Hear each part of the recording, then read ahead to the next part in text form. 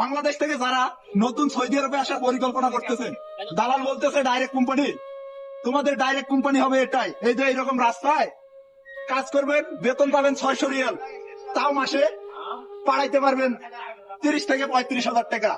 মাশাল্লাহ, আইয়া বলো। যে সৌদি আরবে যেটা বলে আসে সেটা কিন্তু তারা পায় না, এটা সত্যি, একদম সত্যি।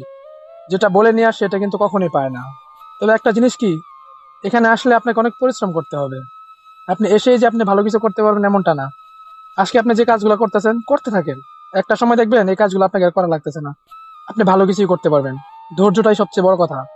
ধৈর্য না থাকলে প্রবাসের মাটিতে কখনো পাড়া দিবেন না, চিন্তাও করবেন না। ইনশাল্লাহ আপনি বছরখানে কাজ করেন, যদি আপনার বেতন আপনি না বাড়াতে পারেন তারপরে আপনি আমাকে বলবেন। চেষ্টা আর ধৈর্য, এই দুইটা যদি থাকে তাহলে প্রবাসে আসতে পারেন। 800 টাকা, 1000 টাকা, 1200 টাকা, এটা আমরা জেনে শুনেই আসি, হিসাবটা মিলাতে পারি না। তবে হিসাবটা মিলে একটু পরে।